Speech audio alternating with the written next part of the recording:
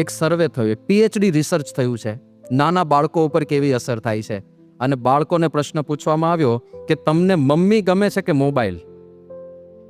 66% બાળકો એવું કીધું કે મોબાઈલ હોય તો મમ્મીની જરૂર નથી. મોબાઈલ વધારે ગમે છે, મમ્મી નથી ગમતી.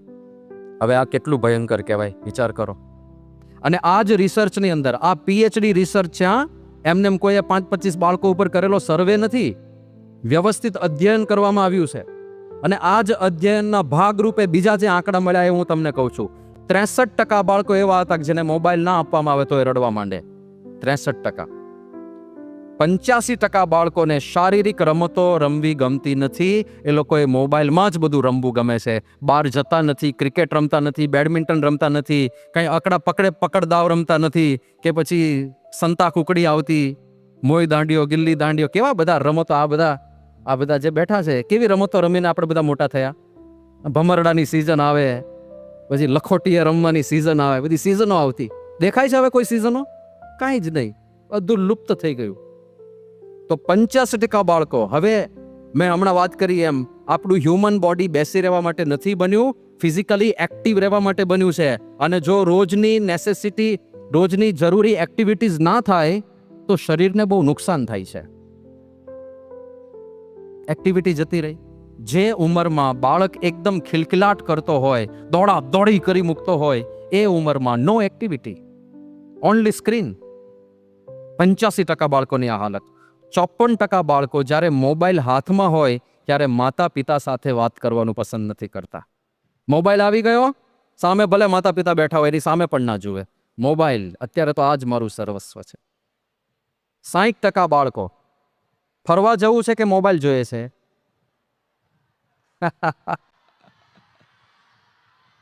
વાહ, ધન્યવાદને પાત્ર છો તમે બધા. આવું ને આવું કાયમ રાખજો. અને એ તો તમે હોસ્ટેલમાં છો ને, મોબાઈલનો નિયમ છે એટલે વેકેશનમાં ઘરે જાઓ ને ત્યારે આ પૂછજો પાછા તમારી જાતને. 45% બાળકો, 45% જે મોબાઈલની અંદર ઘૂસેલા હોય એમાંના 45%ને ઊંઘની સમસ્યા ચાલુ થઈ છે આ મોબાઈલને લીધે. હવે આ બધા તમે પેરામીટર એક સાથે વિચારો ને તો આખું કેટલું ભયંકર ચિત્ર છે એનો થોડો અણસાર આવશે કે આખી જનરેશન સાથે કેટલો મોટો ખેલ થઈ રહ્યો છે. બીજું, રિયલ લાઈફમાં લોકોને રસ નથી રહ્યો.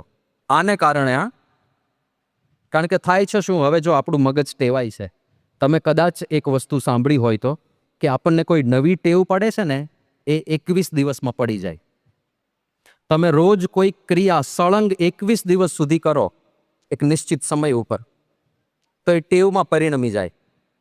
આવું એક હેબિટ્સનું સાયન્સ છે. 21 દિવસ એક જ વાર કરવાની, પછી કે તમે 21 દિવસ વહેલા ઉઠવાનો અભ્યાસ કરો તો પછી એક ટેવમાં પરિણમે. હવે વિચાર કરો આમાં શું થતું હશે, મગજમાં કેવી ટેવો પડે છે, મગજ કેવી રીતે ટેવાય છે. દર મિનિટે આપણને ચેન્જ જોઈએ, આવી રીતે મગજ ટેવાય. દર મિનિટે કંઈક નવું. કારણ કે ઇન્સ્ટા રીલ્સ વાળા કે યુટ્યુબ શોર્ટ્સ વાળા બહુ વિચારીને વિષય પ્રમાણે જુદા જુદા વિષયનું તમને આપે. એક વિડીયો તમે જોતા હો કે કોઈક માણસ બધું સુથારી કામ કરી રહ્યો છે ને અદ્ભુત વસ્તુઓ બનાવી રહ્યો છે, આપણને હા કંઈક નવું જાણવા મળ્યું.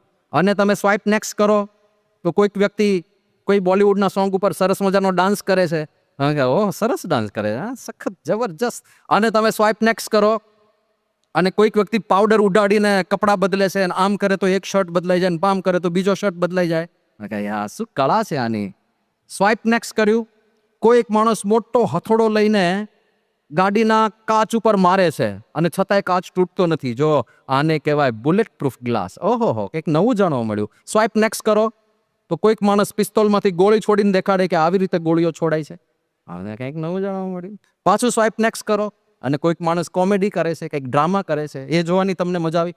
દર મિનિટે કંઈક નવો વિષય, કંઈક નવી રજૂઆત, અને 1 મિનિટમાં એટલું ઇન્ટરેસ્ટિંગલી પીરસી દીધું હોય કે આપણને મજા બહુ આવે, સંતોષ ન થાય, બીજું જોવાની ઈચ્છા થાય. મજા બહુ આવે, સંતોષ ન થાય, ત્રીજું જોવાની ઈચ્છા થાય. પણ સાથે સાથે સાયકોલોજી એવી ઘડાય કે દર મિનિટે તમને કંઈક નવું જોઈએ. એને લીધે થાય શું? હવે આ એકચ્યુઅલ દુનિયામાં દર મિનિટે તમને કંઈ નવું મળવાનું છે? દર મિનિટે કંઈ નવું થશે? હા, તમે બધા લગ્ન કરીને બેઠા છો, દર મિનિટે તમારા ધર્મપત્ની નવી સાડી પહેરીને ઉભા રહેશે, ટાડા નવી સાડી થવાનું છે? દર મિનિટે દુનિયામાં ક્યાં ચેન્જ મળવાનો છે? એને લીધે બાળકોને એવું થાય છે, ખાસ કરીને કોમળ વયમાં આ જો ટેવ પડી ગઈ તો એને એકચ્યુઅલ દુનિયામાં રસ પડતો નથી. અને આ ખરેખર બહુ ભયંકર વસ્તુ છે.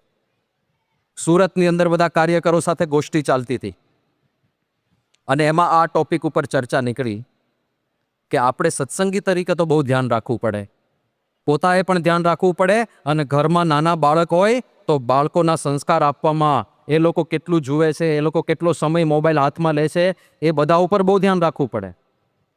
તો એ સંબંધી બધી ચર્ચા ચાલતી હતી. એમાં કાર્યકરોને મેં પૂછ્યું, મેં કહ્યું મને તો બહુ જ્ઞાન નથી આ બધી વસ્તુનું, પણ તમે લોકો સંસારમાં રહો છો અને તમારી આસપાસ બધી ઘટનાઓ બનતી હશે, તો તમે કંઈક વાત કરો. લગભગ 1 કલાક સુધી બધા કાર્યકરોએ પ્રસંગો કયા, બોલો. પછી સમય પૂરો થયો એટલે ગોષ્ઠી પૂરી થઈ, બાકી હજી પ્રસંગો ચાલે. એમાંથી એક કાર્યકરે વાત કરી હતી કે સ્વામી અમે બધા હરિદ્વાર ફરવા માટે ગયા હતા, યાત્રા કરવા માટે. હવે હરિદ્વાર અને ઋષિકેશ કેટલા રમણીય સ્થાનો છે, આધ્યાત્મિક દ્રષ્ટિએ પણ કેટલા દિવ્ય સ્થાનો છે, પણ કુદરતી વાતાવરણની દ્રષ્ટિએ પણ એકદમ નયનરમ્ય નજારો. પણ કે ત્યાં ગયા, અમે ઋષિકેશમાં હતા અને છેલ્લા 3-4 દિવસથી અમે નોટિસ કરતા હતા કે અમારી સાથે જે બાળકો હતા એ કોઈને કોઈ બાને હોટલમાં જ રહે. કે પપ્પા બહુ થાકી ગયો છું, પગ નથી ચાલતા, પગ દુખે છે, પેટમાં દુખે છે, માથું દુખે છે, અને એમ કે અમે અહીંયા હોટલમાં જ રહીશું, તમે લોકો ફરવા જઈ આવો, ખાલી મોબાઈલ આપતા જાઓ. એ લોકોને એકચ્યુઅલ દુનિયામાં રસ જ નથી પડતો. કાલ્પનિક દુનિયા, કલ્પનાની દુનિયામાં જ રચ્યા પચ્યા રહેવું ગમે છે. હવે આ એટલું ભયંકર છે, કારણ કે તમને લાગે છે કે આ રીતે તૈયાર થયેલી પેઢી ભવિષ્યમાં કોઈ રિસ્પોન્સિબિલિટી, કોઈ જવાબદારીનું નિર્વહન કરવા માટે સમર્થ રહેશે?